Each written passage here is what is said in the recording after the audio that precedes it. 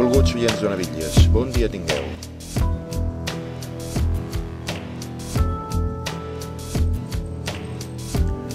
L'altre dia, precisament el dia de la vaga de docents, vaig sentir parlar la consellera d'Educació i li vaig sentir dir que, tot i les retallades, el sistema encara funciona com un rellotge suís. Bé, segurament es tracta d'un d'aquests rellotges comprats als xinos que semblen suïssos però són fets a Xangai. Però la dona insistia en les bondats del sistema educatiu que ha estat sotmès a tantes tensions. Bondats que no negaré sense pensar-ho dues vegades, no sigui que tingui raó la senyora consellera. Un dels seus arguments era que hi ha una proposta d'una nova assignatura al tercer d'ESO i, a més, una hora més de mates a la setmana a quart d'ESO. No va dir gaire cosa dels 360 euros en taxes que volen fer pagar als estudiants de l'FP superior i jo tampoc en diré res, no sigui que la senyora consellera tingui tota la raó. Tanmateix, tinc molt clar que per millorar els resultats de les matemàtiques escolars no cal reforçar-les en temps. Que dedicar més hores no vol dir que les dediquin bé. La solució, tothom ho sap, passa per reduir els grups. La ràtio ideal és, com deia Rousseau, d'un alumne per mestre. És clar, no em creieu i per això ho deixarem 15 alumnes per aula. Jo he arribat a fer classes amb 19 alumnes i us puc assegurar que és una meravella. Ara, en canvi, volen augmentar la ràtio a 36. Vinga, ja poden passar-se el temps fent mates que no sortirem del pou. D'altra banda, em preocupa molt més l'altra mesura que han pres a Can Rigau, l'assignatura anomenada Emprenedoria.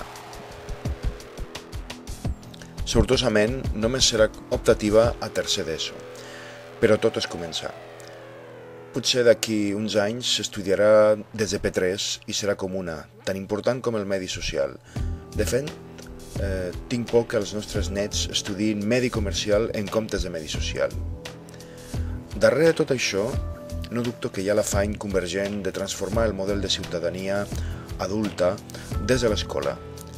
L'escola no ha de formar persones amb cultura, sinó més aviat persones emprenedores. Aquesta és l'enèsima mostra de l'íntima relació que hi ha entre l'estructura econòmica i la superestructura, és a dir, allò que Marx anomenava economia reproductiva. I deia reproductiva perquè reprodueix en la cultura i en la societat allò que ja trobem en les formes econòmiques. Ja sé que el senyor Marx va morir fa temps, però tot el que està passant demostra que no l'hem de perdre mai de vista. No podem deixar al darrere models que, tot i ser més antics, són millors. Per a mi, l'alternativa al senyor emprenedor, disposat a deixar-se la pell per créixer econòmicament, és el senyor Spinoza, un filòsof jueu que va viure entre 1630 i 1670. I què feia aquest senyor perquè em pugui resultar tan modèlic? Doncs és molt senzill. Spinoza necessitava temps per estudiar i per escriure, com més o menys tothom, oi? És clar, també havia de mantenir-se, poder menjar, tenir un sostre, vestir-se, com més o menys tothom.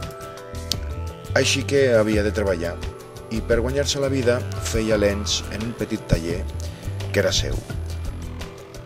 Tenia, doncs, un petit negoci, però no era cap emprenedor. Dedicava el mínim de temps necessari per assegurar-se el manteniment i per disposar del màxim de temps per cultivar-se com a persona, per créixer per dintre. És això el que no volen els polítics. Volen ciutadans rics per fora, però no rics per dintre. Volen ciutadans ofegats per la feina, interessats a guanyar més diners i créixer per consumir més i fer funcionar la roda. Doncs això. Bon dia i bona sort.